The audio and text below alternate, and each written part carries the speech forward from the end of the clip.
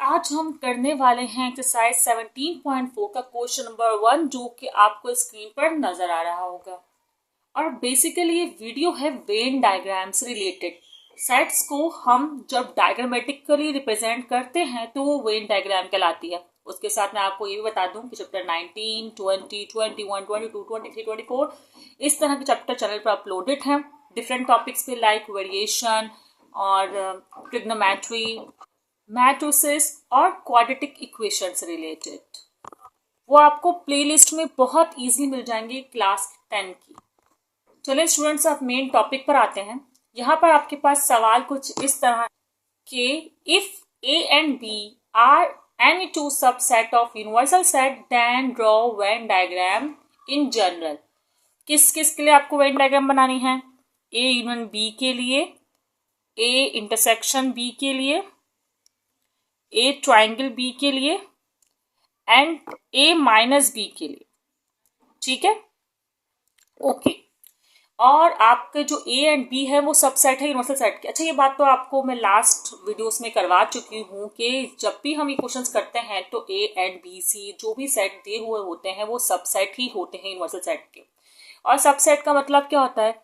Subset का मतलब ये होता है कि यूनिवर्सल सेट में वो तमाम एलिमेंट हों जो कि ए बी सी सेट में आ रहे हों, या इन शॉर्ट उल्टा करते हैं, जो भी यूनिवर्सल सेट में एलिमेंट हो उसी से ही ए बी सी का सेट बना हुआ हो, कोई भी एक भी एक्स्ट्रा एलिमेंट उसमें ना हो। ठीक है, अब वेन डायग्राम सेट वाइज तो मैं आपको करवाऊंगी कि जब ए और बी हम सॉल्व करके सेट्स बनाएंगे वेन डायग्राम पर आगे इसी चैप्टर में। आज बेसिकली इन्होंने जनरल डायग्राम्स बनाने के लिए बोला है बगैर सेट को यूज किए। अब कह रहे कि ऐसी डायग्राम बनाए जिसमें ए और बी डिसजॉइंट हो। अच्छा, पहले बता दूं, जो मैंने ये स्क्वायर बनाया हुआ है ये यूनिवर्सल सेट के लिए बनाया हुआ है, ठीक है ना।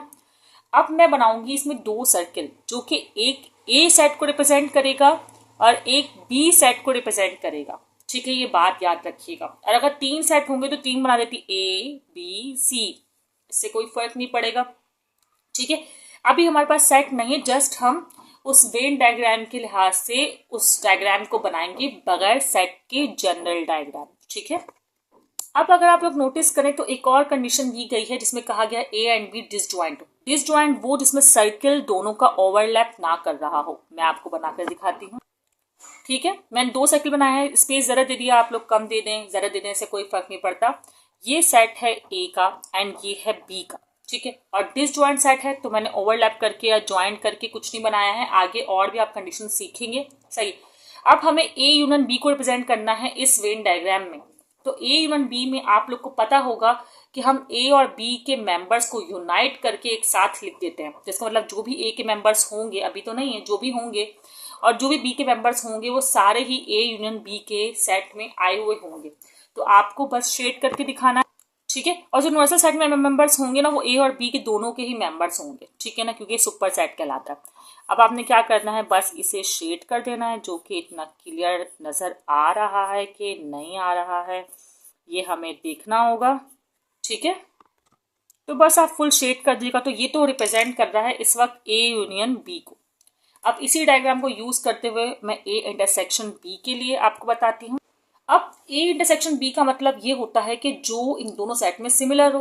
अगर इन दोनों सेट में कुछ सिमिलर होता ना तो ये ओवरलैप कर रहा होता। ये तो है डिसजॉइंट सेट, इसका मतलब इसका ए इंटरसेक्शन बी जो होगा वो होगा एक एम्प्टी सेट, और एम्प्टी सेट में कुछ भी जो है वो शेड नहीं किया जाएगा। तो ए इंटरसेक्शन बी के लिए आप इसको डायग्राम बनाकर ऐसे ही छोड़ देंगे डिसजॉइंट सेट में। अब बात करते हैं ए ट्रायंगल बी या ए डेल्टा बी। अब ऐसा है कि ए सिमेट्रिक बी का मतलब ये होता है कि जो दोनों में डिफरेंस आ रहा है वो लिखें। मतलब ए और बी के सेट में जो माइनस हो रहा है उसे ना शेड करें, क्योंकि हमें जो शेड तो आंसर को करना होता है, जो बच रहा है रिमेनिंग आ रहा है उसको शेड करें। लेकिन अब पता है प्रॉब्लम क्या? अच्छा, ए ट्रायंगल बी या ए डेल्टा बी मैंने करवाया हुआ है, आप लोग देख लीजिएगा और क्लियर होगा। अब देखिए, ये तो है डिसजॉइंट सेट। क्या डिसजॉइंट सेट में कुछ भी सिमिलर है जिसे हम माइनस करें? मतलब ए डेल्टा बी में कुछ माइनस होगा ही नहीं। जब कुछ माइनस होगा ही नहीं तो सेट जो है वो सिमिलर आ जाएगा। ठीक है ना, तो इसका मतलब ए और बी पूरे पूरे सेट कॉपी हो जाएंगे। तो इसका मतलब आंसर पूरा पूरा सेट होगा, इसलिए पूरे सेट को आप कर देंगे शेड। अब बात करते हैं ए माइनस बी की। देखें, ए माइनस बी का मतलब यह है कि आपके पास आप दो सेट में से ए में से बी की वैल्यूज को निकाल दें, लेकिन आपको पता है कि ए और बी डिसजॉइंट सेट है, तो ए के सेट में बी जैसी कोई वैल्यू होगी ही नहीं, क्योंकि अगर बी जैसी वैल्यू होती तो ए इंटरसेक्शन बी बनता ना। ए इंटरसेक्शन बी नहीं बन रहा, इसमें जो ए इंटरसेक्शन बी समझो वो आता है ना, वो आपको नहीं लिखना होता है। सही है। तो इसका मतलब जब हम ए में से बी को निकालेंगे तो ए में से कुछ माइनस होगा ही नहीं। जब ए में से कुछ माइनस नहीं होगा तो पूरा का पूरा ए का सेट आंसर आएगा, और जो आंसर आता है उसी को वेन डायग्राम में करते हैं शेड। ठीक है। अगर अभी भी आप लोग कंफ्यूज है तो एक दो केसेस हम और करने वाले हैं, समझ में आ ही जाएगा। पूरा चैप्टर ही वेन डायग्राम पर है ये। अब हमारे पास केस है कि A and B are overlapping sets. देखें, मैंने ये सुपर सेट यूनिवर्सल सेट के लिए तो वेन डायग्राम को बना दिया है। अब ओवरलैप कर रहे हैं ना, तो इसका मतलब जो हमारे सर्कल्स जो भी बनेंगे वो इस तरह बनेंगे कि आपस में एक दूसरे को ओवरलैप कर रहा है। ये सर्कल तो नहीं बन रहे, कुछ और ही बन रहा है, लेकिन चलें, आप लोग कैंपस वगैरह यूज कर लीजिएगा या कोई सर्कुलर चीज यूज करके ही सर्कल बनाइएगा। ठीक है। अब ये है ए और ये है बी। पता नहीं तो छोटे सर्कल्स क्यों बना रही हूँ, आप लोग थोड़े बड़े बनाइएगा, क्योंकि अच्छा खासा मैंने सुपर सेट का जो है स्पेस छोड़ा है। ठीक है ना। ओके। जिन जो मतलब अगर आपके मेंबर्स हो तो मेंबर्स के हिसाब से बना दिया। अब आपके पास केस वो ये कि ए यूनियन बी के लिए करना है, इंटरसेक्शन बी के लिए, ट्राइंगल बी ए माइनस बी के लिए। अब यूनियन बी में क्या होगा भाई, ओवरलैप ये ए यूनियन बी को तो छोड़ देना भाई, दोनों शेड होते हैं, ये तो आप पता चल ही गया होगा। पूरा का पूरा सेट आता है, क्योंकि ए यूनियन बी में आप दोनों ही वैल्यूज को यूनाइट करके लिखते हैं। तो इस तरह आप कर दें शेड। ए यूनियन बी वाली कहानी हो गई। अब ए इंटरसेक्शन बी की बात की जाए तो ये भी बहुत अच्छी जबरदस्ती बात आ। इसके लिए मैं आपको बताती चलूं कि जो हिस्सा ओवरलैप कर रहा होता है, जो कि मैंने बहुत ही मामूली सा बनाया है, थोड़ा सही बनाइएगा आप लोग। मैं अगली डायग्राम कभी करवाऊंगी ना, नेक्स्ट क्वेश्चन में अच्छे से बनाऊंगी। ठीक है। तो जो ए और बी का सिमिलर पार्ट होता है ना, वो ये होता है जो ओवरलैप कर रहा होता है। समझे, 3-4 बी के सेट में भी है, 3-4 ए के सेट में भी है, जो भी मेंबर है, तो ये पार्ट शेड हो जाएगा। इंटरसेक्शन हो गया। अब बात करते हैं ए डेल्टा बी की, ए सिमेट्रिक बी की। मतलब कि जो ए और बी में सिमिलर होगा ना, वो माइनस होगा, और सिमिलर पार्ट यही वाला पार्ट होता है। इसका मतलब ये पार्ट शेड नहीं होगा, बाकी दो पार्ट शेड होंगे। सही है। अब हम सिर्फ ए और बी का इतना पार्ट शेड करेंगे, और जो सेंटर पार्ट है वो शेड नहीं करेंगे। ठीक है स्टूडेंट्स। अब बात करते हैं ए माइनस बी की। स्टूडेंट्स, अब ए माइनस बी में मैंने आपको क्या बताया है कि ए माइनस बी का मतलब यह है कि ए के सेट में से बी के मेंबर को माइनस कर दिया जाए। अब यकीनन जो सिमिलर मेंबर्स होंगे वही बी के माइनस होंगे, तो सिर्फ ए का इतना पार्ट आप शेड करेंगे, पूरे सर्कल को शेड नहीं करेंगे। ओके स्टूडेंट्स, तो ये हुआ ए माइनस बी। अब हमारे पास थर्ड केस एक और है जो काफी इंटरेस्टिंग सा है, वो करने के बाद हमारा क्वेश्चन हो जाएगा मुकम्मल। स्टूडेंट्स, अब हमारे पास केस ये है कि ए इज सबसेट ऑफ बी। ठीक है। अच्छा, आपको पता है कि ये था यूनिवर्सल सेट, और पहले थे ए बी यूनिवर्सल सेट के सबसेट, तो वो यूनिवर्सल सेट के अंदर ही बने। सही है। तो इस बार अब ए जो है वो खुद बी का सबसेट है, मतलब कि पहले आपको बी बनाना होगा सर्कुलर बॉडी में। ठीक है। और उसी के अंदर ए बनाना होगा। सही है। अब ये थोड़ा छोटा बनाना पड़ेगा, क्योंकि ए सबसेट है बी का।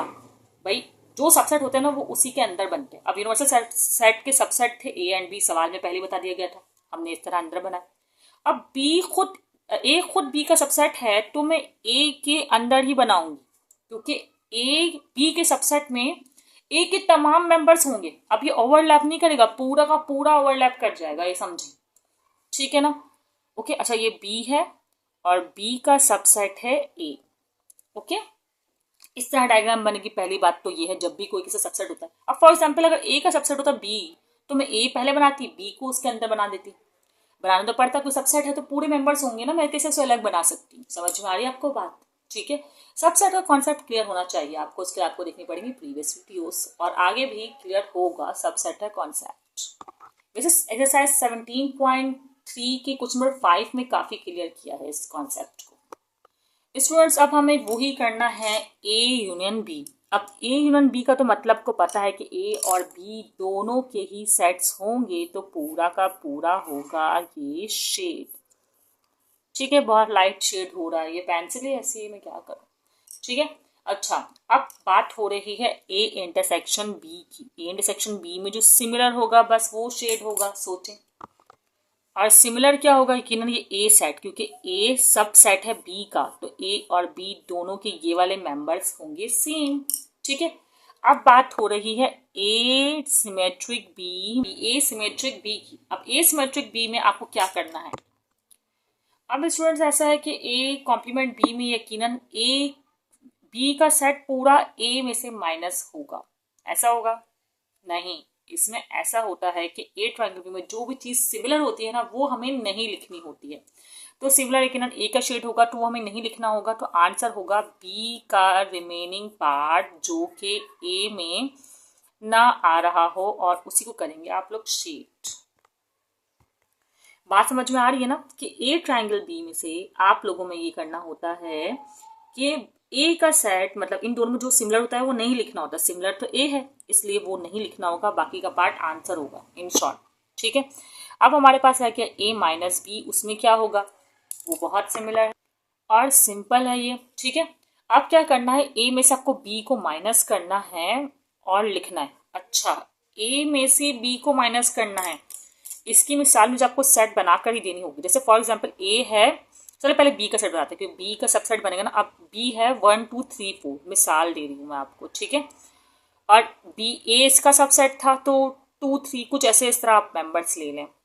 ठीक है, अब मुझे बी ए में से बी को माइनस करना है। अब मैं ए में से जब बी को माइनस करूँ 2 3 हो जाएगा माइनस, तो ए में तो कुछ रिमेनिंग बचा ही नहीं, क्योंकि आप माइनस में तो वो लिखते हैं ना जो इस फर्स्ट सेट में बचा होता है, रिमेनिंग होता है, तो कुछ रिमेनिंग आया ही नहीं। जब कुछ रिमेनिंग नहीं आएगा तो आपका आंसर नहीं आएगा इनमें से कुछ, तो आप किसी भी चीज को शेड नहीं कर पाएंगे वेन डायग्राम में। नल सेट जब आंसर होता है तो आप वेन डायग्राम में कुछ भी शेड नहीं कर पाते हैं। ठीक है स्टूडेंट्स, हमने वेन डायग्राम के डिफरेंट जो है क्वेश्चंस किए और समझने की कोशिश की। अगर अभी भी क्लियर नहीं होगा तो आगे भी हमारे पास काफी क्वेश्चन हैं, आपका वेन डायग्राम का कॉन्सेप्ट जरूर क्लियर हो जाएगा। अब नेक्स्ट क्वेश्चन हम नेक्स्ट वीडियो में करेंगे, दुआओं में याद रखिएगा। और वीडियो पसंद आई हो तो दोस्तों को शेयर कीजिएगा, कमेंट कीजिएगा, लाइक कीजिएगा।